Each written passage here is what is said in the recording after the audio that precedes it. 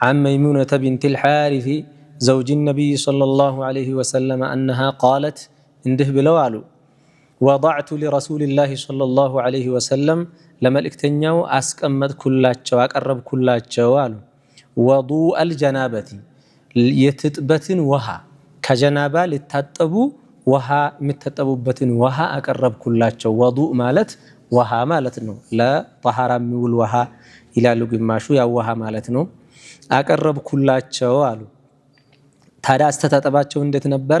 فأكفأ بيمينه በቀኝ እጃቸው على يساره ወደ ግራቸው ላይ አዘነበሉና አፍስሰው مرتين ሁለቴ او ثلاثا ወይም ሶስቴ ከዛ እጃቸውን ታጠቡና ثم غسل فرجه استنجاء አደረጉ ነው። በግራ እጃቸው ስለሆነ استنجاء ያደረጉ ያሉት አሁን እዛው አውረታቸው ላይ ውሃ ያፈሰሱ ማለት ነው የተፈለገው። ከዛ ثم ضرب يده بالارض እጃቸውን መሬቱ ላይ አፈር ላይ ማለት ነው ወይም ደግሞ بالحائط ግርግዳው ላይ ማለት ነው አደረጉና በአፈር መታጠባቸው ነው አሁን استنጃ ካደረጉ በኋላ። ከዛ مرتين ሁለቴ ወይም ሶስቴ ታጠቡ ይላል። ለዛ ከስትንጃ ሲወጣ እጅ በሚያጸዳ ነገር በአፈር መታጠብ እንዲሁም ሳቡናዎችም ቦታ ይተካሉ። የአፈርን ቦታ በሳቡና ነገር ፈሳሽም ይሁን ደረቅ ማለት ነው መታጠብ እንደሚያስፈልግ። ከዛም ثم مضمض واستنشق አግሞጥምጠው አስተርንቀው አፋቸውን አፍንጫቸውን ውስጥ አጥበው ثم غسل وجهه وذراعيه ከዛ ፊታቸውን አጠቡ። وذراعيه ማለት እጃቸውን ማለት ነው የተፈለገው አሁን ክንዳቸውን አጠቡ። ከዛ ثم غسل ثم أفاض على رأسه الماء ከራሳቸው ላይ ውሃ አፈሰሱና ثم غسل سائر جسده ሌላ ሰውነታቸውን የቀረውንም አጠቡ ይላል። ከዛም ثم تنحى ታጥበው ሲጨርሱ ከቦታው ገለላሉና ከቆመው ሲታጠቡበት ከነበሩበት ቦታ فغسل رجليه እግራቸውን ሁለቱንም እግራቸውን አጠቡ ይላል። አሁን በአኢሻ ሐዲስ ቀድመው እግራቸውን የሚያጥበው ሙሉ ውዱእ ካደረጉ በኋላ ነበር ወደ ትጥበት የሄዱት። በዚህኛው ሐዲስ ደግሞ ውዱኡን ግማሹን አድርገውት ነው ማለት ነው። ማለት ፊታቸውን አጠቡ፣ እጃቸውን አጠቡ፣ ከዛ ከራሳቸው ወደ ታች እያጠቡ መጡና ውዱኡን ለብቻ ነጥለው ሳይጨርሱት ማለት ነው እግራቸውን መጨረሻ ላይ ከቆሙበት ቦታ ወደ ሌላ ቦታ አግልለው ታጠቡ። ይሄ ያው በገጠር የኖራችሁ ያደጋችሁ ሰዎች ታውቃላችሁ። ሰውየው ምንም ባልተነጠፈበት ድንጋያማ ባልሆነበት አፈራማ በሆነበት ቦታ ላይ ቆሞ ሲታጠብ እግሩ ላይ አፈሩ ውሃው አፈር እየያዘ እግሩ ላይ ይረጭበታል። ስለዛ ምንድነው የሚያደርገው? ልክ ታጥቦ ሲጨርስ መጨረሻው የሚሆነው ያንን ቦታ ለቆ ወደ ሌላ ጠፈፍ ወዳለ ቦታ ሂዶ ነው እግሩን የሚታጠበው ማለት ነው። ምክንያቱም ባቱን ይዞ ወደ ታች ያለው ይረጭበታል፣ አፈሩ እርጥብ አፈር ይረጭበታል። ውሃው መሬቱን እየነካ አፈሩን ይዞ ነው ወደ ሰውነቱ የሚረጭበትና ለዛ ነው ማለት ነው ከቦታው ወደ ሌላ ጠፈፍ ወዳለ ቦታ ተዘዋውረው የታጠቡት ነብዩ ሰለላሁ ዐለይሂ ወሰለም እግራቸውን ማለት ነው። እዚህ ላይ እንግዲህ ብዙ ነገሮችን ከዚህ ሐዲስ የምንወስዳቸው ነገሮች አሉ። አንደኛ ከአኢሻ ሐዲስ ጋር ባለፈው ቀደም ብሎ ከቀራነው ሐዲስ ማለት ነው ተመሳሳይ ነገሮች አሉት። የመጀመሪያው እጃቸውን ታጠቡ የሚለው ነገር እዛ ላይ እጃቸውን ታጠቡ ብቻ ነው የሚለው፣ እዚህ ላይ 3 ጊዜ ታጠቡ እጃቸውን ነው የሚለው። ስለዛ አንድ እጅ ቀድመን ስንታጠብ ለትጥበት ስንዘጋጅ ወይም እስትንጃ አድርገን ስንወጣ ትጥበት እንኳን ባይኖርብንም እጃችንን 3 ጊዜ ማጠብ እንዳለብን እንወስዳለን ከዚህ ሐዲስ። እዚህ ላይ እጃቸውን ታጠቡ የሚለው ላይ ነጃሳ ማዕፉው አለው፣ ይቅር የሚባል ነጃሳ አለ ማለት ነው። ያ ማለት ለምሳሌ አንድ ሰው ነጃሳ ኑሮበት ያንን ነጃሳ ሲያጥብ ጣዕሙ ከጠፋ ነጃሳው ቀለሙም ከጠፋ ሽታው ብቻ ቢቀር ችግር የለውም ማለት ነው። አጥቦት እስከሆነ ድረስ አጥቦት አለቅ ብሎ ከሆነ ሽታው የቀረው ችግር የለውም ማለት ነው። አንዳንዱ ነጃሳ ደግሞ እንደ ነጃሳው አይነት ደምን ይመስል ቀለሙም ማይለቅ አለ። ቀለሙም ከታጠበ በኋላ አለቅ ካለ ችግር የለውም ማለት ነው። ማዕፉው ይሆናል ወይም ይቅር የተደረገ ይሆናል ማለትን ከዚህ ሐዲስ እንወስዳለን። እንዲሁም ሰውየው ትጥበቱን፣ ውዱኡን፣ ጀናባውን አንድ ላይ ሲታጠብ ቀድሞ ንያውን ለሁሉም አስተካክሎ ማድረግ እንዳለበት እንማራለን ማለት ነው። ምክንያቱም ጀናባ ሲታጠብ ሰውየው ሙሉ ሰውነቱ ነው መታጠብ ያለበት። ቀድሞውኑ እስትንጃ ሲያደርግ እፍረተ ገላውን ሲያጥብ አልነየ ከሆነ ገና ሌላው ሰውነቱን ሲያጥብ እንደገና እዛ ቦታ ማጠብ ይኖርበታልና ማለት ነው። ነይቶ ከሆነ ግን ቀድሞውኑ እስትንጃ አድርጓል፣ ያንን ቦታ መልሶ ማጠብ አይኖርበትም። ሌላ የሰውነቱን ክፍል ብቻ ነው የሚያጥበው ማለት ነው። ያ ታጥቧል አንዴው ነው። ውዱም ሲያደርግ ያጠበውን ክፍል መልሶ አያጥበውም ማለት ነው። ፊቱን እጁን ያልታጠበውን ብቻ ነው የሚያጥበው የሚለውንም እንወስዳለን። ሌላ ቀድሞ ልክ ለሰላት ውዱእ እንደሚያደርጉት ነው የሚያደርጉት የነበረው የሚለው የዓኢሻ ሐዲስ አለ። ይሄ ደግሞ ሁለተኛ አደራረግ እንደሆነ ማለት ሙሉ ውዱእ ሳይጨርሱ በከፊል ውዱእ ወደ ላይ ያለውን የሰውነት ክፍል ሶስቱን የሰውነት ክፍል ፊትና እጅ ታጥቦ ከዛ ራስ እንደገና ከሌላ ሰውነት ጋር ወደ መጨረሻ ላይ እግር መታጠብ እንደሚቻልም እንመለከታለን ማለት ነው። መይሙና መጨረሻ ላይ ምን ይላሉ? ፈአተይቱሁ ይላሉ። ነቢዩ ሰለላሁ ዐለይሂ ወሰለም አመጣሁላቸው ቢኺርቀቲን ብጣሽ ጨርቅ ማለት ነው። ኺርቃ ማለት ሰውነታቸው ላይ ያለውን ልብስ ያለውን ውሃ እንዲያዳርቁበት ማለት ነው። ፎጣ ነው የሚባለው ብለውኛል። ፎጣ ነው አይደለ? መንዲል ማለት ነው። ወይም መንዲል የምንለው ወይም ፎጣ እንኳ በአንዳንድ አካባቢ ፎጣ ማለት ሽርጥ ማለት ነው በእኛ አካባቢ ቋንቋ። ግን ይሄው ሰውየው ታጥቦ ሲያበቃ ሰውነቱን የሚያደርቅበት ልብስ ፎጣ ይባላል ብለዋል። ይሄን አመጡላቸው፣ ብቻ ልብስ አመጡላቸው። ምን እንዲያደርጉ? ሰውነታቸውን እንዲያዳርቁበት ውሃውን ማለት ነው። ፈለም ዩሪድሃ አልፈለጉም ነቢ ሰለላሁ ዐለይሂ ወሰለም። ፈጀዐለ የንፉዱል ማአ ቢየደይሂ በእጃቸው ውሃውን ከሰውነታቸው ላይ ረጩ፣ ወይም ደግሞ እየረጩት አበሱት ነው የሚሉት። እዚህ ላይ አንደኛ ለውዱእም ሆነ ለትጥበት ለጀናባ ማለት ነው ጠሃራ ካደረገ በኋላ ልብስን መጠቀም እንደሚቻል ውሃውን ማድረቅ እንደሚቻል ከዚህ ሐዲስ እንወስዳለን። ነቢዩ ሰለላሁ ዐለይሂ ወሰለም አልፈለጉም እንጂ አይሆንም ብለው አላስተማሩም። አንድ ሁለተኛ እሳቸው እኮ ውሃ እንዳቀረቡ ሁላ ባለቤታቸው ልብሱንም ያቀረቡላቸው። ይሄ ነው ማለት ነው የተለመደው፣ ይጠቀሙ ስለነበረ ነው ማለት ነው። ስለዛ አንዳንድ ፉቅሃዎች አይ ሰውየው ውዱእ አድርጎ ሲያበቃ ከሰውነቱ ላይ ውሃውን መርጨት እንዲህ ማበስ የተጠላ ነው፣ በልብስ ማድረቅም የተጠላ ነው የሚሉት ነገር አላቸው። የጠላ ስለሚያስመስለው የሚል ምክንያት ያቀርባሉ። እንዲህ አይነት ምክንያት ማቅረብ አይቻልም። ስለዛ ምክንያቱም ሰውየው ውሃውን ከሰውነቱ ላይ ስለረጨ ወይም ስላደረቀ ውዱእ ማድረጉን ጠልቷል አያስብለውም። ሰውነቱ እርጥብ ሆኖ መቆየቱና መድረቁ ደግሞ በራሱ ከደረጃ አንፃር የሚጨምር የሚቀንስ ፈድል ስለሌለው ትርጉም የለውም። ይሄ ሐዲስ ያሉትን ነገር ይመልሰዋል ማለት ነው። ስለዛ ይቻላል። እንዲሁም መርጨቱም ደግሞ ፈጀዐለ የንፉዱል ማአ ቢየደይሂ ብለዋል እንደሚቻል ከሐዲሱ ላይ እንማራለን ማለት ነው። ሌላ ስታጠብ ሰውየው ወይም ውዱእ ሲያደርግ ሰውነቱን መፈግፈግ በደንብ ማሸት ግዴታ እንዳልሆነ፣ ቆሻሻ ውሃ ወደ ሰውነት እንዳይደርስ የሚከለክል ነገር ካለ ነው እንጂ ውሃ እንዲገባ ማድረግ ያለበት ሰውነቱ ንጹህ እስከሆነ ድረስ ሰውነቱን ካዳረሰ በውሃ የግድ መፈግፈግ አለብህ ማሸት አለብህ አይባልም ማለት ነው። ምክንያቱም እዚህ ጋር መልእክተኛው ሰለዋቱላሂ ወሰላሙሁ ዐለይሂ ምንም ደልክ ነገር አላደረጉም እዚህ ላይ በትጥበቱ ሲነገርና ማለት ነው። ውዱእ አድርጎ ሰውዬ ወይም ቅድም በተባለው መሰረት ሱናውን በጠበቀ መልኩ ከታጠበ በኋላ እንደገና ውዱእ መልሰህ አድርግ አይባልም። ውዱእና ትጥበቱ አንድ ላይ እንደሚካተትና አንድ ላይ እንደሚያልቅም እንመለከታለን ማለት ነው። ትጥበትን በተመለከተ አንድ ጊዜ ብቻ መታጠብ በቂ ነው ማለት። ለምሳሌ ውዱ ሲያደርግ ሰውየው ፊቱን 3 ጊዜ እጁን 3 እግሩን 3 ያጥባል አይደለ? ሱና ነው። ትጥበትም ላይ 3 እጠብ ወይም 2 እጠብ ከዛ በላይ እጠብ አንልም ማለት ነው። አንድ ጊዜ ብቻ በማፍሰሱ ሰውነቱን አዳርሶ ካጠበ በቂ ነው።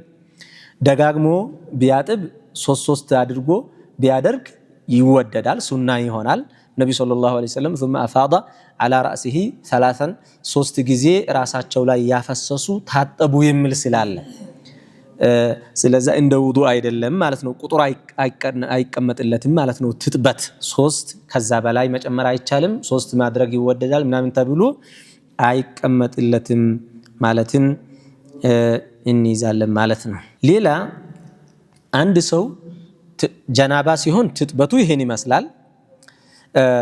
ጀናባ ሆኖ ምን ይከለከላል ምን ይቻላል የሚሉ መስአላዎች ናቸው። እዚህ ላይ የመጣው ሐዲስ عن عبد الله بن عمر أن عمر بن الخطاب رضي الله عنه قال يا رسول الله أيرقد أحدنا وهو جنب قال نعم إذا توضأ أحدكم فليرقد عبد الله بن عمر رضي الله عنه وارضاه እሳቸው ከአባታቸው ነው ሐዲሱን እየነገሩን ያሉት። አባታቸው ዑመር ኢብኑ አልኸጣብ የአላህን መልእክተኛ ሰለዋቱላሂ ወሰላሙሁ ዐለይሂ ጠየቋቸው። ምን ብለው ጠየቋቸው? የአላህ መልእክተኛ ሆይ አንዳችን ጀናባ ሆኖ ያለ ሳይታጠብ መተኛት ይችላል ወይ ብሎ ጠየቋቸው። ምክንያቱም ሰው ብዙ ጋሊበን የሚታወቀው ዓደቱ ያለው ሰው ሌሊት ነው ጀናባ ሊሆን የሚችለው። ባልና ሚስት አብረው የሚተኙት ሌሊት ነው።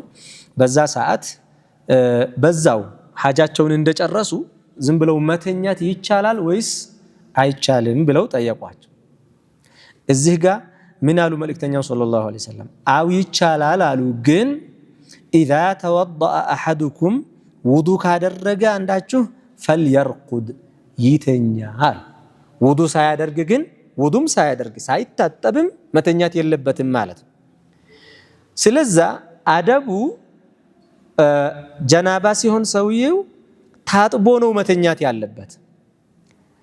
መታጠቡ ከከበደውና ትጥበቱን ማዘግየት ከፈለገ ውዱ እንኳ ያድርግ። በትንሹ ውዱ ካደረገ በኋላ መተኛት፣ መብላት፣ መንቀሳቀስ ይችላል። ግን ሳይታጠብ ውዱም ሳያደርግ መብላት፣ መጠጣት፣ መንቀሳቀስ፣ ሌሎች ስራዎችን መስራትና መተኛት የተጠላ ነው ማለት ነው። ቢያደርግ ሰውየው ወንጀለኛ ይሆናል ባይባሉ እንኳ ግን አሁን እዚህ ጋር መልእክተኛው ሰለላሁ ዐለይሂ ወሰለም መተኛቱን ከምን ጋር ያያያዙት? ከውዱ ጋር ያያያዙት። ውዱ ካደረገ ነው አሉ። መፍሁሙ የዚህ ተቃራኒ ሐሳቡ ምን ማለት ነው? ውዱ ካላደረገ ግን መተኛት የለበትም ማለታቸው። መተኛት ይችላል ወይ? አው ይችላል ውዱ ካደረገ። ካላደረገ ግን መተኛት የለበትም። ወይም ይታጠብ ወይም በትንሹ ውዱ አድርጎ እንኳ ይተኛ። ይህም ሰውየው ጀናባ በሚሆንበት ጊዜ ሰውነቱ ላይ ከባድ ድካም ይመጣል። ያንን ድካም እንዲቀንስለት ሰውነቱ ነሻጣ እንዲያገኝ ወደ ነበረበት ጥሩ ሐለቱ እንዲመለስ ማለት ነው። ምክንያቱም ጅማዕ ማድረጉ ኢንዛል ማድረጉ ሰውየው የዘር ውሃውን ማፍሰሱ የሚጎዳው ነገር አለ። በጣም ሰውነቱን ይጎዳዋል፣ ነፍሱንም ጭምር ነው ማለት ነው የሚጎዳው። በዛ ምትኩ አሁን ወይም ደግሞ ሰውነቱ ወደ ጤናነቱ የሚመለሰው በትጥበቱ ስለሆነ ይታጠብ፣ አይተኛ። ጀናባ ሆኖ መቆየት አይፈለግም ጉዳት ስላለው። ከሆነም ደግሞ ቢያንስ ውዱ ያድርግ። ትንሹን ሐደስ አስወግዷልና 2 ሆኖበት ነበረ ሐደሱ፣ አንዱን አስወግዶታል። ቢያንስ አንድ ብቻ ነውና የቀረበት ማለት ነው። ግን ይሄ ውዱ ለሶላት አያገለግልም። ለምሳሌ ለምንም ለዒባዳ ጠሃራ ለሚያስፈልጋቸው ዒባዳዎች አያገለግልም። ቁርአን ለመቅራትም አያገለግልም። የሚያገለግለው ለመተኛት፣ እንደገና ሁለተኛ ለመድገም ከፈለገ ሱና ይሆንለታል። አብሮ ቢተኙ ባልና ሚስት መልሰው ማለት ነው። እንዲሁም ደግሞ ለመብላት ለመጠጣትና ሌሎች እንቅስቃሴዎችን ለማድረግ ብቻ ነው አገልግሎቱ ማለት ነው። ስለዛ መታጠብ መተኛት ይችላል ሳይታጠብ፣ ግን ውዱ አድርጎ። በላጩ ግን ታጥቦ መተኛት ነው ማለት ነው። ስለዛ በውዱ ብቻ መተኛት የተፈቀደው ሩኽሳ ነው። በቃ አላህ አግርቶ ጉዳዩን ግድ የለም እሺ ይሄ ይሁን ተብሎ ነው ማለት ነው እንጂ አስሉ ታጥቦ መተኛት ነው ማለት ነው። ይሄ ጉዳይ ብዙ ጊዜ ሰው ልብ ከማይላቸው ነገሮች ነው። ስለዚህ እንዲህ አይነት ነገሮችን ልብ ልንላቸው ይገባል ማለት ለጤናነታችንም ለሌሎችም ነገሮች hatta ለሶላት በጊዜ ለመነሳትም ሌሊት ለመነሳትም ጧት በጊዜ ለመነሳትም እንዲሁም አቅም እንዳያጣ ሰውነታችን የሚያግዝ ነገር ስለሆነ ታጥቦ መተኛት አለበት ማለት ነው ሰው። ይሄ ወንድንም ሴትንም ታዲያ ነው የሚመለከተው። ወንዱ ነው ይሄ የተባለው አሐዱና የሚለው ወንዱን ብቻ ነው ሴቷን አይመለከትም አንልም። ሴቷም እንደዛው ታጥባ ነው መተኛት ያለበት። ሁክሙ እኩል ነው ማለት ነው ለሴትና ለወንድ። ሌላኛው ሐዲስ ይሄ አሁን እስካሁን ያየነው ጀናባ ስለ ነብዩ ሰለላሁ ዐለይሂ ወሰለም ከጀናባ መታጠብ ነውና ያየነው። እንዲሁም ደግሞ አንዳችን ጀናባ ቢሆን ብለው በጥቅሉ ነው የጠየቁት ዑመር ኢብኑ አልኸጣብ። ይሄ በግንኙነት ወይም ባልና ሚስት አብረው በመተኛታቸው የተፈጠረውን ጀናባ ነው። በእንቅልፍ ቢሆንስ? አሁን ሰውየው በፍላጎቱ ሳይሆን ፈልጎ ላድርግ ብሎ ያደረገው ነገር ሳይሆን እንደው በእንቅልፉ ቢሆን እንዴት ነው? በዚህ ደግሞ عن أم سلمة زوج النبي صلى الله عليه وسلم أم سلمة يملك تنيو صلى الله عليه وسلم على بيت عنده بلوال قالت جاءت أم سليم كأنصار سيتوش ناتتشي أم سليم تواكي صحابانات الصا متعجالو امرأة أبي طلحة يا أبو طلحة على بيت إلى رسول الله صلى الله عليه وسلم ودم الإكتنيو زند متعجنا فقالت على التشاتشن يا رسول الله يا الله ملكتنيا هو يا لجاجو إن الله لا يستحيي من الحق الله كو حق النجر إيه نجر دسايلم بلو زمايلم يا برارال لحياة بلو حق أيتوم ينجرال على جاجو قرآنهم لا يعلى إن الله لا يستحيي من الحق لا يستحيي أن يضرب مثلا ما بعوضة فما فوقها إلى القرآن يعني نون تتكمل الناس واهن الله حق كمان ناجر ماتشم حق سلا تناجر ما عنده سو أسافرين ناجر تناجر كما يبالم أيسوق قسم حق سكون درس تناجروا ناجر إيالتشن أهون متناجروا ناجر بتلم دوم يسافر سلا هنا ምክንያቷን እያቀረበች የሚወቅሳት ሰው እንዳይኖር ቀድማ ዑዝር እያቀረበች ነው ማለት ነው። ይሄ ትልቅ አደብ ነው ከዚህ ሐዲስ የምንወስደው። አንድ ሰው የሆነ ነገር ተናግሮ ሰዎች ቅር ካላቸው በኋላ የተናገረበትን ምክንያት ብናገርና ቀድሞውኑ ምክንያቱን ተናግሮ ብናገር የትኛው ነው የተሻለ ተቀባይነት ያለውና የተሻለ ደስ የሚለው የትኛው ነው? ቀድሞ መናገሩ። ምክንያቱም ቀድሞ ሲናገር መጀመሪያውኑ ወቀሳ አይኖርም ምንም አይነት ማነወር የሚል ነገር በሚሰማው ሰው ውስጥ ላይ አንዳች ነገር አይፈጠርም። በንጹህ ስሜት ይሰማል ማለት ነው። መጀመሪያ ቅር ካለው በኋላ ከሆነ ግን ያው አንዴውኑ ቅሬታው ተፈጥሯል። የተከሰተን ነገር ማስወገድ ነው አሁን ጥረት የሚሆነው ማለት ነው። ስለዚህ ብዙም ውጤታማነቱ ይቀንሳል። ለዛ ሲባል ምን አረጋች? አሁን እሷ ቀድማ እንግዲህ በጣም ዓሊም መሆኗን ከዚሁ እንመለከታለን። አደብም እንደነበራቸው ሰዎች በጣም ስርዓት እንደነበራቸው እንመለከታለን። ትልቅ ሰው ናቸው። መልእክተኛው ሰለላሁ ዐለይሂ ወሰለም ዝም ብሎ መጥቶ እንደዚህ ብሎ እንደተራሰው ማናገር አያስፈልግምና ከዛ ምን አለቻቸው? هل على المرأة من غسل ሴት ትጥበት ይኖርባታል ወይ? إذا هي احتلمت احتلام ከሆነች እንዴት ነው ትጥበት ይኖርባታል ወይ ብላ ጠየቀች። فقال رسول الله صلى الله عليه وسلم من قالوا መልእክተኛው نعم አሉት። አው ግን إذا هي رأت الماء ከጨረሰች ወይም ደግሞ ውሃዋን ካፈሰሰች ነው አሉ። ውሃዋን ካፈሰሰች ነው አሉ። የወንድና የሴት ሁክም በዚህ አይለይም። ወንድም ይሁን ሴት ግንኙነት በሚያረጉበት ጊዜ ሁለቱም መታጠብ እንዳለባቸው ሁላ ሁን ተብሎም ይሁን በእንቅልፍ ልብም ይሁን ያ የዘር ፈሳሽ ከፈሰሰ በግንኙነት የሚገኘው እርካታ እስከተገኘ ድረስ ምን አለ ማለት ነው? ትጥበት አለ ማለት ነው። ወንድና ሴትን አይለይም ማለት ነው። ይሄ ልክ ወንድ የዘር ፍሬው እንደሚፈሰው ሴትም ይፈሳታል ማለትንም እናያለን። እንደ ወንዱ ላይሆን ይችላል የሚፈሰው መጠኑም ሆነ አይነቱ በወንዱ ልክ ወደ ውጭ ላይፈስ ይችላል እንጂ ያው የሚፈሳቸው አለ ማለት ነው። አዋ አለባት ብለዋል ነብዩ ሰለላሁ ዐለይሂ ወሰለም። ለዛ ከፍረተ ገላ ጋር የተገናኘ ጥያቄ በዛውም ደግሞ አልፎም በህልም ግንኙነት ስለማድረግ ስለሆነ ነው አስቀድማ አሁን ይቅርታ እንዳይሰማችሁ የሚል መልእክት ያስተላለፈችው ማለት ነው። እዚህ ጋር ሴት ትታጠባለች ኢህቲላም ስትሆን፣ ግን ወንድም እንደዛው ነው። ኢህቲላም ግን አንድ ሰው ለምሳሌ እንቅልፉን በተኛበት ግንኙነት አደረገ በህልሙ፣ ግን ምንም የፈሰሰ ነገር የለም። አሁን ትጥበት የለበት። ሴቷም ቢሆን እንደዛው ትጥበት የለባትም ማለት የፈሰሰ ነገር በመኖሩ ነው። ምክንያቱም በህልምም ይሁን በእውን በሳይተኛ ማለት ነው ያ ነገር በመፍሰሱ ብቻ ኹሩጁል መንይ መፍሰሱ ብቻውን ትጥበት ስለሚያስወጅብ ማለት ትጥበት ግዴታ ስለሚያደርግ ሴት ወንድ እንደሚያፈሰው ታፈሳለች ማለት ነው። ለዛም ነብዩ ሰለላሁ ዐለይሂ ወሰለም በዚሁ ሐዲስ በሌላ እንደተብራራው እንዴ ሲጀመር ሴት በህልም እንዲህ አይነት ነገር ታያለች እንዴ ብለው ባለቤታቸው ራሳቸው ጠይቀዋቸዋል። አዎ አሉ። ከዛ ሴት ሲጀመርስ ውሃ አላት ወይ የሚፈስ ነገር አላት እንዴ ብላ ጠየቀች።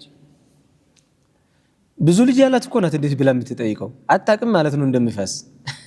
አጃኢብ። ምክንያቱም የሴቶቹ እዛ ውስጥ ላይ ስለሆነ የሚፈሰው ጋሊባን አይለዩትም፣ አያውቁትም፣ ያስተውሉትም። ይፈሳል እንዴ ብለው ሲጠይቋቸው አዎ አሉ። ታዲያ የሷ ምክንያቱም የሴቷም ውሃ ከሌለ ከየት መጥቶ ነው ልጅ የሚወለደው ነው? ወንድና ሴቷ እኮ አዋጣው ነው ልጅ እየተፈጠረ ያለው። ስለዛ የሁለቱ አንድ ላይ ሆኖ ነው። ልጅስ በምን እናቱን ወይም የእናቱን ወገን ይመስላል ታዲያ ብለዋል ነብዩ ሰለላሁ ዐለይሂ ወሰለም።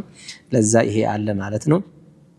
ሲፈቱል ሐያ በዚህ ሐዲስ ውስጥ አላህ ሱብሓነሁ ወተዓላ ሐያ የሚባል ሲፈት አለው ማለት ነው። ከባሮቹም የሚፈለግ ባህሪ ነው ይሄ። እንደ ሙእሚን ትልቅ አኽላቅ ከሚባሉ ጥሩ ስነ ምግባርና ጥሩ ባህሪዎች አንዱ ሐያ ነው። ሐያ ማለት ምንድነው? በሰውኛ ማለት ነው። አላህ ሐያ አለው ስንል አላህ ሐይይ ነው ብለዋል ነብዩ ሰለላሁ ዐለይሂ ወሰለም። ኢነላህ ሐይዩን ከሪም ብለዋል። ግን የአላህ ሲፈትና የፍጥረታት ሲፈት አይገናኝም። አላህና ፍጥረታቱ እንደሚለያየው ሁላ አንድ ሲፈት ለፈጣሪ ሲሰጥ ለፍጡር ከሚሰጠው ጋር አይገናኝም። ማመሳሰል የሚባል ሐሳብ መጀመሪያውኑ አይመጣም ማለት ነው። ሰዎች ለአላህ ሱብሓነሁ ወተዓላ ሲፈትን ኢስባት ማድረግና አለማድረግ የሚባል መስአላ ተፈጠረ በአቅል በመሄድ የተነሳ ማለት ነው። በፈልሰፋ በመሄድ የተነሳ እሱም ያው ትክክል አይደለም። ምክንያቱም ማንኛውም ለአላህ ሱብሓነሁ ወተዓላ እንደ ሲፈት እንደ ባህሪ የተነገረ ማንኛውም በቁርአን በሐዲስ የተነገረ ነገር ሐቂቃ ነው፣ ትክክልም ነው ብለን ነው የምንወስደው። አይ እንደዚህ ሐይይ ነው ካልን እኮ ያ ማለት ሐያ ማለት ምን ማለት ነው? ሐያ ማለት እኮ ሰውየው አፍሮ መሆን የለበትም ያስነውረኛል ብሎ ይሄ ነገር አይብ ይሆንብኛል ብሎ ፈርቶ ተጨንቆ ቀልቡ በጣም ስብስብ ብላ ያንን ነገር እንዳያደርግ የሚከለክለው ነገር አይደል እንዴ? ስለዛ ለፍጡር የሚሰጥ ባህሪ ለፈጣሪ መስጠት ይሆናል የሚል በዚህ ብቻ ሳይሆን በሌሎችም ማለት ነው የአላህ ሲፈት ላይ እንዲህ የሚሉ ሰዎች እና ሌላ የሌለ ጭንቅ ውስጥ ገብተው ሌላ የማይገባ ነገር የሚያወሩ ሰዎች አሉ። ይሄ ትክክል አይደለም። ምክንያቱም አንተ ሲጀመር አላህ ሐይይ ነው ስባል ሐያ አለው ስባል ከሰው ጋር ይመሳሰላል ማን አለ? አላህ ሐይ ነው። አላህ ሐይ ነው አለ አላህ። ፍጡራኖቹም ይሄው ሐይ ሆኖ ነው ያለው። ሰው ህይወት አለው። ታዲያ ተመሳሰለ ይባላል? የአላህ ሐያት ሌላ፣ የሰው ሐያት ሌላ። የአላህ ሐያ በሱ በልቅናው በሚገባው ነው። የኛ ደግሞ ሐያ በድክመታችን በተገደበው ማንነታችን በሚለካ ልክ ነው። ስለዚህ ሁሉም የአላህ ሲፈቶች ላይ አይ ተሽቢህ ስለሚሆን እንደዚህ ነው እያሉ ታዊል የሚያደርጉት ነገር አላግባብ የሆነ ነገርና ትክክል ያልሆነ ነገር ነው። መንጥቂ ራሱ አይደለም፣ ሎጂክም አይደለም ሲጀመር። እነሱ በሎጂክ ገብተው ነው ያ አይነት ዝብርቅ ውስጥ የገቡት እርግጥ ሙአውላዎቹ ማለት ነው። ግን ሎጂክም አይደለም እሱ ሲጀመር ማለት ነው። ሎጂኩ በቃ ለአላህ Subhanahu Wa Ta'ala ማንኛውም የሚሰጠው ሲፈት ነው፣ ከፍጡር ጋር የግድ መመሳሰል የለበትም። ይሄ በሁለተኛ ደረጃ መጥተን ራሳችን የፈጠርነው ነገር ነው ሆኖ የሚታየው ማለት ነው። ያም አቅል ካለ ስራው ስራ ሲሰጠው የሚመጣ ነገር ተማም። ይሄን በዚህ እንለፈው። ሀያ በሀያ ምክንያት ወይም በሀያ ስም ዕውቀትን ከመማር መቆጠብ ትክክል አይደለም። አንድ ሰው ማንንም ይሁን ምንም የፈለገ ጥያቄ ቢሆን ከሸርዑ ጋር የተያያዘ ሐራም ሐላል ጣሃራ ነጃሳ ምናምን ከሆነበት ምን ማድረግ አለበት? መጠየቅ ነው ያለበት። እኔ ያፍራለሁኝ ይሄን እንዴት ብዬ ጠይቃለሁኝ ማለት የለበትም። ቢያፍር የሚጠየቀው ሰው ለሱ ቅርብ በመሆኑ መሰለን ኢፍታ የሚያደርጉት ወይም ፈትዋ የሚሰጡት አባቱ ቢሆኑበት ሰውየው መሰለን ወይም አያቱ ቢሆኑበት ወይም እንበል እንደዚህ ቢሆንና ቢያፍር እንኳን ምን ማድረግ አለበት? በሌላ ሰው እንኳን ማስጠየቅ አለበት እንጂ መጠየቅ አለበት ማለት። ሐያ ዒልምን የሚከለክል ሐቅን ከመናገር የሚያግድ ነገር ሐያ አይባልም በሸሪዓው። ይሄ ድክመት ነው የሚባለው ማለት ነው። እንዲሁም ደግሞ ሰውየው ሐያ ቢስ ሆኖ የማይነገር ነገር የማይባልን ነገር ተገቢ ያልሆነ ነገር ማድረግ የለበትም። የማይሆን መልበስ የለበትም። የማይሆን መናገር የለበትም። የማይሆን መተግበር የለበትም ማለት ነው። ሁስነል ሙኻጠባ ያስፈልጋል። ሰውየው የሚናገረው ነገር ሰዎቹ ላይ ቅሬታ የሚያመጣ ወይም ደግሞ ያለመገንዘብ ችግር የሚፈጠር ከሆነ ቀድሞ መንደርደሪያ ነገር ማብራሪያ የሚሆን ነገር መጠቀም አስፈላጊ መሆኑንም ከዚሁ ሐዲስ እንማራለን ማለት ነው። የትጥበት ሰበቦች ወይም ደግሞ ሙጂባቱል ጉስል የምንላቸው በሐዲሱ የተነገረው አለ። አንድ እንዛሉል መንይ ነው፣ የዘር ፍሬን ማፍሰስ አንድ። ሁለተኛ ያ ነገር በህልምም ይሁን በሳይተኛም ይሁን ተኝቶም ይሁን ማለት አውቆም ይሁን ሳያውቅም ይሁን ማለት ነው። አውቆም ሳያውቅም እንዲሁም ደግሞ በግንኙነትም ቢሆን ካለ ግንኙነትም ቢሆን ትጥበት ያስወጅባል። እንደገና ግንኙነት ደግሞ መንይ ባይፈስ እንኳ ግንኙነት ማድረጉ ብቻውን ትጥበት ያስይዛል። እንዲሁም ደግሞ ሞት ትጥበትን ያስይዛል። ሌላው ሴቷ ከወር አበባ ስትጨርስ ወይም ደግሞ ስትወልድ እንዲሁም ደግሞ የወሊድ ደሟ ሲያልቅና ሲቆም ስትጠራ በእነዚህ ጉዳዮች ትጥበት ይወጅባል ማለት ነው። ከዚህ ውጪ ሰውየው እንዳይቆሽ ንጽህናውን ከመጠበቅ ውጪ ዋጅብ ሆኖብሃል፣ ሶላት መስገድ አትችልም ካልታጠብክ አይባልም ማለት። ጀናባ የሚከለክላቸው ነገሮች ደግሞ አሉ። ሰውየው ጀናባ ካለበት ሶላት መስገድ አይችልም፣ ቁርአን መቅራት አይችልም በቃሉ። ሙስሐፉን የተከተበውን ቁርአን ደግሞ መንካት በእጁ ማለት ነው መንካት አይችልም። ጠዋፍ ማድረግም አይችልም። እንዲህ የሚከለከሉ ነገሮችም አሉ ማለት ነው። ሌላው ይሄ የጀናባ ምክንያት ዋነኛው የጀናባ ምክንያት የሆነው መንይ ጠሃራ ነው ወይስ ነጃሳ ነው የሚለው ላይ ደግሞ እዚህ የዓኢሻ ሐዲስ አለ። ቃለ ረሒመሁላህ ዐን ዓኢሸተ ረዲየላሁ ዐንሃ ኡሚል ሙእሚኒን ቃለት ኩንቱ አግሲሉል ጀናበተ ሚን ሰውቢ ረሱሊላሂ ሰለላሁ ዐለይሂ ወሰለመ ፈየኽሩጁ ኢለ ሰላህ ወኢነ ቡቅዐል ማኢ ፊ ሰውቢህ ወፊ ለፍዝን ሊሙስሊሚን ለቀድ ኩንቱ አፍሩኩሁ ሚን ሰውቢ ረሱሊላሂ ሰለላሁ ዐለይሂ ወሰለመ ፈርከን ፈዩሰሊ ፊህ አሉ ዓኢሻ። መልእክተኛው ሰለላሁ ዐለይሂ ወሰለም ከልብሳቸው ላይ መንያቸውን አጥብላቸው ነበረ፣ ልብሳቸውን ነክቶ ማለት ነው። ታዲያ ያንኑን ልብስ እርጥቡን ለብሰውት ይወጣሉ። የነካው ቦታ ታጥቦ ማለት ነው። ልብሱ መሰለን እዚህ ቦታ ነክቶ ከሆነ ይሄ ቦታ ታጥቦላቸው ይሄንኑን ልብስ አሁኑን ለብሰውት ወደ መስጂድ ይገባሉ፣ ይሰግዳሉ። ወኢነ ቡቅዐ አልማኢ ፊህ ማለት እርጥበቱ እንዳለ እንደረጠበ ገና ሳይደርቅ ይዘውት ለብሰውት ይሰግዱ ነበረ።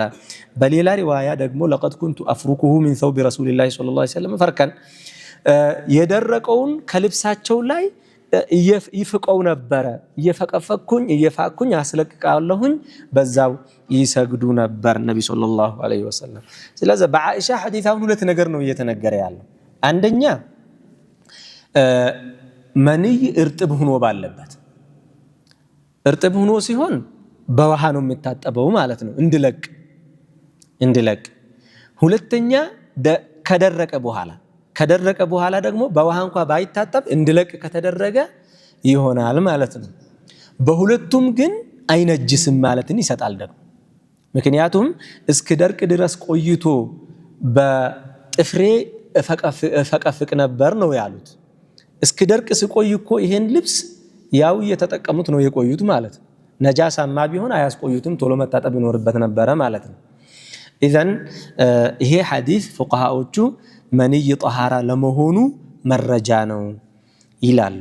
እንዲሁም ደግሞ አደቡ ለንጽህናም ሲባል ሰውየው እርጥብ ሲሆን በማጠብ ደግሞም በሆነ ምክንያት በተለያየ ምክንያት ሳይታጠብ ቆይቶ የደረቀ ከሆነ ደግሞ እንዳያስጠላ ልብስ ላይ ማስወገዱ ሱና ነው የሚል እንይዛለን ማለት ነው። ኢዘን እሱ ከነጃሳና ከጠሃራነት አንፃር ልክ እንደ አክታ ነው ማለት ነው። ጠሃራ ነው ማለትን ኩሉ ማ ኸረጀ ሚነ ሰቢለይን በእፍረተ ገላ የሚወጣ ማንኛውም ነገር ነጃሳ ነው እሱ ሲቀር መንይ ሲቀር፣ እሱ ግን ጠሃራ ነው የሚለውን እንወስዳለን ማለት ነው። ግን እርግጥ ነጃሳ ነው ያሉም አሉ። ይህን ሐዲስ በምን መልኩ እንረዳ ሲባል ሐነፊያዎቹና ማሊክያዎቹ ምን አሉ? አይ ነጃሳ ነው አሉ መንይ። ምክንያቱም አጠብኩ አሉ እኮ ዓኢሻ፣ አስለቀቅኩ አሉ እኮ። ስለዛ የታጠበው እኮ ነጃሳ ቢሆን ነው። እንደዛስ ቢባል ምን ከልካይ አለ አሉ። ሌሎችም ስለመታጠበው የሚናገሩ ሐዲሶችን ተጠቅመው ደሊል አድርገው ይህንኑ ሐዲስ ራሱ ደሊል አድርገው ነጃሳ ነው ወደ ማለት ይሄዳሉ። ግን ነጃሳነቱ ቀለል ያለ ነጃሳ ነው ወይስ ኖርማል ከሌሎች ነጃሶች ጋር እኩል ነው?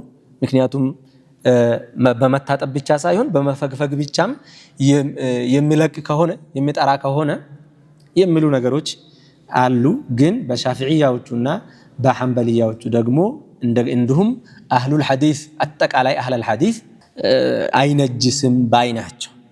እንግዲህ ማሊክያዎቹ ስንል ማሊክም ሙሐዲስ ናቸው፣ መዝሀባቸው የአህለል ሐዲስ መዝሀብ ነው። ሻፊዒም አህለል ሐዲስ ውስጥ ናቸው፣ አህመድም አህለል ሐዲስ ውስጥ ናቸው። ሶስቱ መዝሀቦች ከአራቱ የአህለል ሐዲስ መዝሀቦች ናቸው። እርግጥ ከዛ ውስጥ ተነጥሎ እንደ መዝሀብ ስለሚነገሩ ነው እንጂ አህለል ሐዲስ በአጠቃላይ ማለት ይቻላል ከማሊክ ውጪ ነጃሳ አይደለም ጠሃራ ነው ባይ ናቸው። ምክንያቱም ይሄ ሐዲስ ራሱ እኮ አነሃ ፈረከትሁ ያቢሰን ከደረቀ በኋላ ማስወገዱ እኮ ነጃሳ አለመሆኑን እኮ መረጃ ነው። አንደኛ እስክደርቅ በመቆየቱ የነቢ ሰለላሁ ዐለይሂ ወሰለም ልብስ ላይ መልእክተኛው ሰለላሁ ዐለይሂ ወሰለም ደግሞ ፊ አፍደሊል ሐላት እንጂ አይሆኑም በጥሩና በበላጭ ሁኔታ ላይ ነው የሚቆዩት ሁሌ። አንድ እንደገና ከደረቀ በኋላስ ነጃሳ ከሆነ ይታጠባል በውሃ እንጂ በመፋቅ ብቻ ይሆናል እንዴ? አይሆንም እኮ መታጠብ ነው ያለበት።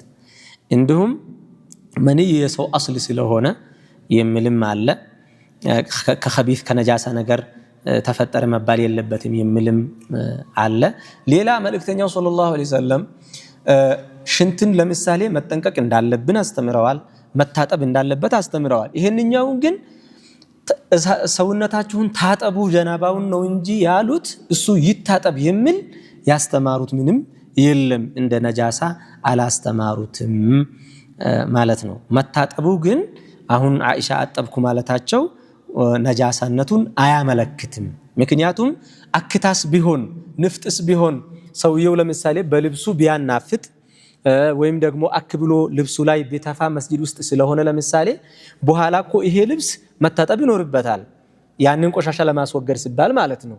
ነጃሳ ስለሆነ ግን አይደለም አክታና ንፍጥ ለምሳሌ የምታጠበው ሀዮስ ልብሱን ስለሚያቆሽሸውና ደስ ስለማይል ለእይታ ነው የምታጠበውና በዛ ነው መታየት ያለበት። ራጂሑ አይነጅስም የሚለው ነው ማለት ነው። መንይ ጣሃራ ነው ማጠቡ ግዴታ አይሆንም። የነካው ሰውነትንም ቢሆን ልብስንም ቢሆን አይነጅስም ማለትን እንይዛለን። የራስ ቢሆንም የሌላ ሰውም ቢሆን ማለት ነው። مثلا የሴቷ የባሏ ቢነካት አይነጅሳትም ማለት ነው። ሌላ ልብስ ደግሞ ነጃሳም ባይሆን አንድ ነገር የሚያቆሽሸው ነገር ከነካው መታጠብ እንዳለበት እርጥብ ከሆነ ካልሆነ ደግሞ ፈቅፍቆ ማንሳት እንደሚያስፈልግ እንማራለን ማለት ነው። የቅድሙ ሁክምን በተመለከተም አንድ ሐዲስ እዚህ ላይ መጥቷል። ኢንዛል ባይኖርም ወይም መንይ ባይፈስ እንኳ ግንኙነት ማድረግ ብቻውን ትጥበት ያስወጅባል የሚለው ማለት ነው። عن أبي هريرة رضي الله عنه أن رسول الله صلى الله عليه وسلم قال ملكتنيا وندهالو يلالو أبو هريرة إذا جلس بين شعبها الأربع عند سو كبالبيتون مالتنو ويم مستون بين شعبها الأربع بأرادتو كرنجافوچوا مكاكل كتكمت ثم جهدها جنينينت كادرجه وجب الغسل تطبت ግዴታ ሆኗል። ይሄም የተባለበት ምክንያት ወኢን ለም ዩንዝል በሌላው ደግሞ ሪዋያ በሙስሊም ሪዋያ ወኢን ለም ዩንዝል ዘርፍሬው እንኳን ባይፈስ ባይጨርሱ እንኳን ግንኙነቱን በማድረጉ ብቻ ስለዛ من موجبات الغسل ምን ይላሉ ፉቃሃዎቹ ይህን ሲገልጹት ይህን ሐዲስ ሲፈስሩት ምን በሚል ነው የሚገልጹት? ኢላጁል ሐሸፈቲ ፊል ፈርጅ ሰውየው የብልቱን ክርክር ካስገባ ጭንቅላቱን የላይኛውን ክፍል ማለት ነው እስከሚገረዝበት ቦታ ያለውን ካስገባ ትጥበት ይወጅባል ብለው ያብራሩ ይገልጹታል ማለት ነው። በዚህ መልኩ ኢዘን ወኢን ለም ዩንዝል የሚልም አለው ሐዲሱ ላይ ማለት ብቻውን ትጥበት አስወጅባል። ይሄ የተባለበት ምክንያት በሌላ ምን ተብሎ ነበር? መጀመሪያ ኢነመል ማኡ ሚነል ማእ አሉ ነብዩ ሰለላሁ ዐለይሂ ወሰለም አንዳችን ግንኙነት ሲያደርግ اذا اقحط መጨረስ እምቢ ስለው ሳይጨርስ ሲቀር መንዩን ሳያፈስ ሲቀር መታጠብ ግዴታ ይሆንበታል ወይ ተብለው ተጠየቁ። ምን አሉ? ኢነመል ማኡ ሚነል ማእ ያሉ በውሃ መታጠብ እኮ ግዴታ የሚሆነው ሰውየው መንዩን ሲያፈስ ውሃውን ሲያፈስ እኮ ነው አሉ። እንደገና ደግሞ በዚህኛው አይ ያንን ተውት እያሉ ነው ማለት ይሄንኛው ሐዲስ የዛንኛው ሐዲስ ናስኽ ነው ማለት ያንኛው መንሱኽ ነው ማለት። መጀመሪያ ላይ እንደዛ ነበር። አንድም ሰው ነብዩ ሰለላሁ ዐለይሂ ወሰለም ፈለጉት ጠሩት። መልእክተኛው እየጠሩህ ነው ተባለ። ከዛ ቶሎ ተነሳ። ሌላ ሐጃ ላይ ነበር። ተነሳና ዝም ብሎ ውሃ ሰውነቱ ላይ ቶሎ ብሎ ፈሰስ አድርጎ ታጠበና እየሮጠ መጣ። ሲመጣ ያው በችኩላ ስለሆነ ውሃው ከሰውነቱ ላይ እየተንጠበጠበ ነው። ጠጉሩ እንዳለ ውሃ ይዟል ሰውነቱ። ውሃው እንደዚህ ይረግፍበታል። መጣ። ከዛ ለዓለና አዕጀልናከ አሉት ነብዩ ሰለላሁ ዐለይሂ ወሰለም። እንዴ አስቸኮልንህ መሰለ አቋረጥንህ አሉት። አዎ አላቸው። ምን አሉት? ያው እንግዲህ ምን ይባላል ይሄው ነው ያለው ነገርና አዎ አላቸው። ስላቸው ምን አሉት? اذا اعجلت او اقحطت በሐዲሱ ማዕና ማለት ነው ሚያቻኩልህ ነገር ተገኝቶብህ የጀመርከውን ሳትጨርስ ስትነሳ ወይም ደግሞ አልጨርስ ብሎ አንዳንዴ እምቢስ ሊለው ይችላል ሰውየው መንዩ አልፈስ ሊለው ይችላልና እንደዛ ከሆንክ አሉት በቃ ውዱ ካረክ እኮ ይበቃል ችግር የለውም አሉ። መጀመሪያ ላይ ዋጅብ አልነበረም ማለት ነው። በኋላ ላይ ግን በዚህ ሐዲስ ምን ሆነ? ወኢን ለም ዩንዝል ውሃውን እንኳን ባያፈስ ግንኙነት በማድረጉ ብቻ ይታጠብ አሉ ነብዩ ሰለላሁ ዐለይሂ ወሰለም። ስለዛ መታጠብ ግዴታ ነው። ባልና ሚስት አብረው ተኝተው ሳይጨርሱ ቢነሱ እሷም ላይ እሱም ላይ ትጥበት ይወጅባል ማለትን ከዚህ ሐዲስ እንወስዳለን ማለት ነው። ይሄም አንዳንድ ሰው እንግዲህ የግዴታ መታወቅ ያለበት የጧሃራ ጉዳይ ነው። ግን አንዳንድ ሰው አያውቅም። የሚያጅብ ሰው እዚህ ከተማ ውስጥ እየኖረ እንዲህ አይነት ነገሮችን አለማወቅ በጣም አስነዋሪ ነው። ማወቅ አለበት። እንዴት ነው ታዲያ በጀናባ ነው እየሰገደ ያለው ነው ማለት ነው። አንዳንድ ሰው እንደዛ አለ እንዴ ብሎ ይጠይቃል። እንደዛ ነው አሉ በዚህ ብቻ መታጠብ ይወጅባል እንዴ ብሎ የሚጠይቅ አለና ይሄ መሳት የለበትም ማለት ነው። ኢላጅ ዘከሪ ፊል ፈርጅ ወኢን ለም يحصل ኢንዛል ምንም እንኳ የፈሰሰ ነገር ባይኖር ይወጅባል ማለት ነው። ይህንኛው ሐዲስ አልማኡ ሚነል ማእ የሚለውን ሐዲስ የነሰኸ ሐዲስ ይሆናል ማለት ነው። ተየሙም ካደረገ ውዱ እንዳደረገ ነው የሚቆጠረው፣ እንደታጠበ ነው የሚቆጠረው። ምክንያቱም ሶላት መስገድ እስከቻለ ድረስ ቁርአን መቅራት ይችላል። ሶላት መስገድ እስከተከለከለ ድረስ ነው ቁርአን መካት ወይም መቅራት የማይችለው ማለት ነው። ስለዛ ሰውየው ውሃ በሚያጣበት ጊዜ ወይም ታሞ በሆነ ምክንያት አፈር ተጠቅሞ ተየሙም አድርጎ መስገድ እስከቻለ ድረስ በዛ ተየሙም ቁርአን መቅራት ይችላል ማለት ነው። ሐታ ባይታመሙ እንኳ ሰውየው እስክታጠብ ለምሳሌ ውሃ አለ መኖር ግን የሚታጠብበት ቦታ ሂዶ እስክታጠብ ድረስ መቆየት ከሌለበት ቁርአን ለምሳሌ ልጆችን የሚያቀራ ሊሆን ይችላል ሰውየው። እንደዛ ከሆነና ቁርአኑን መቅራት ካለበት ተየሙም አድርጎ መቅራት ይችላል ማለት ነው። እንደታጠበ ይቆጠርለታል። በዚህ በባቡል ጉስል የመጨረሻው ሐዲስ ደግሞ ቃለ ረሒመሁላህ عن أبي جعفر محمد بن علي بن الحسين بن علي بن أبي طالب رضي الله عنهم أنه كان هو وأبوه عند جابر بن عبد الله وعنده قوم فسألوه عن الغسل فقال يكفيك صاع فقال رجل ما يكفيني فقال جابر كان يكفي من هو أوفر منك شعرا وخيرا منك وخير منك يريد رسول الله صلى الله عليه وسلم ثم أمنا في ثوب وفي لفظ كان النبي صلى الله عليه وسلم يفرغ الماء على رأسه ثلاثا يمل حديثنا إيه دقمو أبو جعفر محمد بن علي بن الحسين بن علي ناتشو بمياوروت ታዳ እሳቸው እና ወአቡሁ አባታቸው ሁሰይን ኢብኑ አልይ ማለት ነው። ሁሰይን ኢብኑ አልይ እና ሙሐመድ ኢብኑ አልይ ሁለቱ አብረው عند جابر بن عبد الله جابر بن عبد الله بن حرام የነብዩ ሰለላሁ ዐለይሂ ወሰለም ሱሐባ ናቸው። እሳቸው ጋር ነበርን አሉ። አሁን ጃቢር ኢብኑ አብዱላህ ሱሐቢ ናቸው። አልሁሰይን ኢብኑ አልይን የነብዩ ሰለላሁ ዐለይሂ ወሰለም የልጃቸው ልጅ ናቸው፣ ሱሐቢ ናቸው። ሙሐመድ ኢብኑ አልይ ደግሞ ያው ታቢዒ ናቸው። ከአባታቸው ጋር ሆነው የነብዩ ሰለላሁ ዐለይሂ ወሰለም የልጅ ልጅ ናቸው ማለት ነው እሳቸው።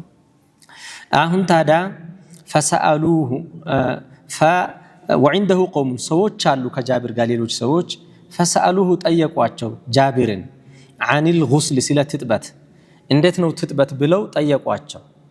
فقال ብለው አሉ ስለ ውሃው መጠን ነው ደግሞ ይሄ ትጥበት በምን ያክል ውሃ ነው የሚሆነው የሚለውን ለማብራራት يكفيك صاع አሉት። አንድ صاع ይበቃሃል። አንድ صاع ማለት 4 እፍኝ ማለት አራት በሁለት ተዘግኖ 4 ማለት ነው። 4 ጊዜ ይሄን ያክል ይበቃሃል አሉት። ከዛ አንድ ሰው ምን አለ فقال رجل ما يكفيني እኔ ይሄ አይበቃኝም ማለት አንድ ቁና ተብሎ ነው የሚተረጎመው። ይሄ እርግጥ ቁና የሚባለው በሐቂቃው ቁና ተብሎ መተርጎሙ ዑርፈን ያለው ቁናና صاع የሚለው ቁና ተብሎ መተርጎሙ የተለመደ ትርጉም ሆኖ ነው እንጂ ገለጥ አለበት፣ ስተት ነው እሱ፣ ትክክል አይደለም። ምክንያቱም አንድ ቁና ብዙ ነው፣ አንድ ቁና በጣም ብዙ ነው። የቁና 1/4 ማለት ነው አንድ صاع ማለት ሲጀመር። ምክንያቱም አንድ صاع ማለት በዚህ 4 ማለት በሁለቱ እጃችን ይዘን በዚህ ሙሉ 4 ጊዜ ማለት ነው። ስለዛ እንግዲህ ያው አሁን ያለው ሰው እጁ ትንሽ አነስ ሊል ይችላል፣ የነሱ ጨመር ሊል ይችላል ወይ ለአኺሪህ በሌትር ምን ያክል ይሆናል የሚለው ሰዎች ያው ይሄን ግምት ለማስቀመጥ ብዙ ተጥሯል። የተለያየ ውጤት ቢሆንም የሚመጣው ውጤት ማለት ነው። ግን ደግሞ የሚታወቅ ከድሮ ጀምሮ የነብዩ ሰለላሁ ዐለይሂ ወሰለም ቁና በዚህ ልክ ነው ተብሎ ሷዑ ልኬቱ ይታወቃል አለና ታዲያ ይሄን ያክል ይበቃሃል አሉት። ስሉት ሰውየው እኔ አይበቃኝም አለ። ተቆጡ ጃቢር ብኑ አብድላህ ካነ የክፊ መን ሁወ አውፈሩ ሚንከ ሸዕረን ካንተ የበለጠ ጸጉር ያለውን ካንተ የበለጠ ኸይር በላጭ የሆነ ለንጽህናውም የሚጨነቅ ለጣሃራውም ካንተ የበለጠ ጣሃራን የሚጠብቅን ሰው ስበቃ ቆይቷል አሉት። ካንተ በላጭ የሆነን ሰው የዲን አስተማሪ የሆኑትን ሰው ስበቃ የኖረን ነገር አንተ ዛሬ እንዴት አይበቃኝም ትላለህ ብለው ተቆጡ። ዩሪዱ ረሱላላህ ሰለላሁ ዐለይሂ ወሰለም መልእክተኛውን ማለታቸው ነው። መልእክተኛው አንድ ቁና ይበቃቸው ነበረ። እሳቸውን የበቃ ነገር ያልበቃ አንተ ምን ቤት ነህ አንተ አሉት። ለምን አይበቃህም አሉት። ቆሻሻ ስለሆንክ ነው የማይበቃህ። እየተቆጡ እኮ ነው እየተቆጡት ነው። ለምንድን ነው የማይበቃህ እያሉት ከዛ ይህም ብለው አሉ። ለዛ የትጥበት ውሃ ሱናው አንድ ሷዕ ቢሆን ነው ማለት ነው። ይህን ያክል መጠን ቢሆን ነው ማለት ነው። ይህን ያክል መጠን ቢሆን ነው ማለት ነው። ከዛ ማነሱ የተጠላ ነው። ከዛ ቢጨምር እንደ አስፈላጊነቱ ችግር የለውም፣ ግን የእስራፍ ደረጃ የደረሰ መሆን የለበትም ውሃ ማባከን ስለማይፈቀድ ማለት ነው። ከዛም ثم أمنا في ثوب ጉዳይ አውርተው ምን ብለው ጨርሰው ሶላት ደረሰና ሊሰግዱ ሲሉ ጃቢር ብኑ አብድላህ አንድ ልብስ ብቻ ለብሰው አሰገዱና አሉ። ይሄም ደግሞ ጥያቄ ያነሳ ሐዲሱን እዚህ ላይ ያሳጥረውታል። እሳቸው አንድ ልብሳቸውን ከላይ የለበሱትን ሰብሰብ አድርጎ ዛፍ እንጨቱ ላይ እንደዚህ አደረጉትና በስር በአሸረጡት ብቻ استووا አሰገዷቸው። ከዛ እንዴ በአንድ ልብስ ብቻ እንድታሰግደናለህ የሚል ጥያቄ ተነሳ ደግሞ ሲሏቸው አይ እንዳንተ ያለ መሐይም እንዲያይ ብዬ ነው አሉት። እንዳንተ ያለው ጃሂል ይማር ብዬ ነው አሉት። እኛ ሲጀመር ከመልእክተኛው ሰለላሁ ዐለይሂ ወሰለም ጋር ስንኖር ሁለት ልብስ ነበረን እንዴ? አንድ ልብስ እንኳን በግድ ነበር የምናገኘው አሏቸው። እንደናንተ ይደላን መሰላችሁ ብለው አሉ ጃቢር ብኑ አብድላህ ማለት ነው። ኢዘን ከዛ እንዲሁም ትጥበቱን በተመለከተ ደግሞ ሲያብራሩ ካነ ነብዩ ሰለላሁ ዐለይሂ ወሰለም ይፍሪጉል ማአ ዐላ ረእሲሂ ሰላሰን ሶስቴ ራሳቸው ላይ ውሃን አፍስሰው ነበር የሚታጠቡት ነብያችን ሰለላሁ ዐለይሂ ወሰለም ብለው ተናገሩ ማለት ነው። ታዳ ቃል المصنف ምን ይላሉ ባለ ኪታቡ ባለ መትኑ الرجل الذي قال ما يكفيني እኔን ግን አይበቃኝም ብሎ አሁን ጃቢር የተቆጡት ሰውዬ هو الحسن بن محمد بن علي ابن أبي طالب حسن بن محمد بن علي ናቸው አሉ። أبوه محمد بن الحنفية የሙሐመድ بن الحنفية ልጅ ሙሐመድ بن الحنفية علي ወንድ ልጆቻቸው እንደዚህ ነውና ነው። ሐሰንና ሁሰይን ከመልእክተኛው ሰለላሁ ዐለይሂ ወሰለም ልጅ ከፋጢማ የተወለዱ ናቸው። ከዛ ፋጢማ ከሞቱ በኋላ ሌላ ከበኑ ሐኒፋ ከሚባሉት ደግሞ አንዲት ሴት አግብተው ሙሐመድ ኢብኑ አሊ የሚባል ልጅ ወልደዋል። የሱ ልጅ ነው እንደዚህ ብሎ የተናገረው ሐሰን ኢብኑ ሙሐመድ ነው አሉ። የዚህኛው ያ አጎታም ልጆች መሆናቸው ነው አሁን በሐዲሱን ከሚያወሩት ጋር ማለት ነው። እሳቸው ናቸው ይሄን ያሉት። ከዛም ከተቆጧቸው ጃቢር ብኑ አብድላህ ማለት ነው። እና ሰውየው ላይበቃውም እኮ ይችላል። እኛ ምን አሻን ግን አይበቃኝም አይበል። በሸሪዓው ይሆናል የተባለውን ነገር አይሆንም ማለት የለበትም። ይሄ ስርዓት ማጣት አደብ ማጣት ስለሆነ ማለት ነው። እሱ ሰውነቱ ስለቆሸሸ ሊሆን ይችላል፣ አስተጣጠብ ስለማያቅበት ሊሆን ይችላል፣ ውሃን ስለሚያባክን ሊሆን ይችላል። በተለያየ ምክንያት ካልበቃው ይጨምርና ይታጠብ። አትጨምር እኮ አልተባለም። ግን አይ ይሄ ለትጥበት እንዴት ይበቃል የሚል ጥያቄ ግን ማቅረብ የለበትም። አንዳንዴ ሰው ዝም ብሎ አቅሊ ይሆንና ቁም ነገር የተናገረና ነፍስ ያለው ጥያቄ የጠየቀ የመሰለው ዝም ብሎ ይቀባጀራል። ሸርዑ ይሄ ይሆናል ካለ በቃ ይሆናል። አንተ በዛ መልክ መተግበር ካልቻልክ እንግዲህ በቻልከው ትተገብራለህ። ሸርዑ የሚፈቅደው ከሆነ ትጥበቱም እንደዛው ነው። አሁን ውሃው በቃው እሰየው ይበቃዋል፣ ካልበቃው ይበቃል። ይሄ ውሃ እንደምበቃ ማመን አለበት። በራሱ ሲታጠብ ጨምሮ ይታጠብ ችግር የለውም። አይበቃም ግን ብላ እንቀበለው ማለት የለበትም። እሱን ማን ተማኝ አደረገው? እሱ ነው እንደሚተምነው የሚበቃውን መጠንና የማይበቃውን መጠን እኮ እሱ ተማኝ አይደለም። እሱ ለራሱ እንደ ሁኔታው ያድርግ እንጂ ማለት ነው። እንግዲህ ከዚህ ሐዲስ ከጀናባ መታጠብ ዋጅብ መሆኑን እናያለን ማለት ነው። ሰውነት ላይ በኖርማል ውሃ ፈሶ መሆን ደግሞ አለበት። ይሄ እስከሆነ ድረስ ለዚህ ሙሉ ሰውነቱ ላይ ውሃ ፈሶ በኖርማል እየተንጠበጠበ ማለት ነው። ውሃ ፈሶ ታጠበ በሚባል ደረጃ የሚያስታጥብ ማንኛውም የውሃ መጠን በቂ ነው ማለት ነው። ሱናው አሁን እንዳየነው 1 ሷዕ መሆን አለበት። ሌላ መፈግፈግ ወይም ደግሞ ማሸት ይቻላል ግዴታ ነው ወይስ ግዴታ አይደለም የሚል በሐዲስ ውስጥ የተነገረ ነገር የለም እዚህ ላይ። ታዳ ሷዑ 4 ሙድ ማለት ነው። ይሄ ሷዕ የተባለው ነገር ማለት ነው። ግን ይሄ ለተሕዲድ አይደለም ተብሏል።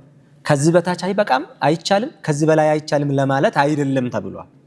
ስለዛ ከዛ ያነሰም ውሃ ታጥቦበት ከበቃው ይሄ አሁን ብዙ ነው። ግን ለምሳሌ ሰውየው 1 ሊትር ውሃ ሰውነቱ ንጹህ ከሆነ ለጀናባ ብቻ ከሆነ የሚታጠበው 1 ሊትሯን ውሃ አብቃቅቶ ሰውነቱ ላይ ፈሶ ከታጠበና ከበቃው ለምን በቃህ አንልም ማለት ነው። ለምን በቃህ አንልም። 2 ሊትር ውሃ ከበቃው ይታጠባል፣ ችግር የለውም ማለት ነው። ከበቃው ነው ያልኩት። እሺ 1 ሊትር ውሃ ይበቃል ብዬ አልተናገርኩም። ለምሳሌ ማለት ነው ከሷዕ ያነሰ አይቻልም አይባልም። እንዲሁም ኢላ 5 አምዳድን የሚልም አለህ በሐዲሱም በ4 ሙድ ይታጠቡ ነበረ እስከ 5 ሙድ እሳቸውም አንዳንዴ ይጨምሩ ነበር ማለት ነው። ውሃው ላይ ጨመር ያደርጉ ነበር ማለት ነው። ስለዛ ጨምሮ ቢታጠብ ችግር የለውም። ይብቃው ብቻ የምፈልገው እሱ ነው ማለት ነው። እንግዲህ ምክንያቱም ሰውየው እንደ ሰውነቱ እንዳለበት ሁኔታ ስራ ሲሰራ ቆይቶ ሲታጠብና ዝም ብሎ ቆይቶ ሲታጠብ ለምሳሌ ይለያል። በቅርብ የታጠበ ሆኖና ከቆየ በኋላ ከሆነ የሚታጠበው ይለያል። የውሃ አስፈላጊነቱ መጠን ማለት ነው።